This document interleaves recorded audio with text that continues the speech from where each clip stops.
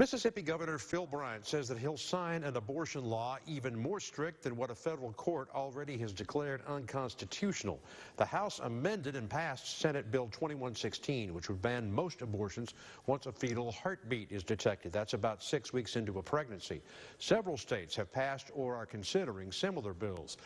The House and Senate have to work out differences in their respective bills, though, before it moves to Governor Bryant. Conservatives want to push an abortion case all the way to the U.S. Supreme Court to challenge the court's 46-year-old ruling that legalized abortion nationwide.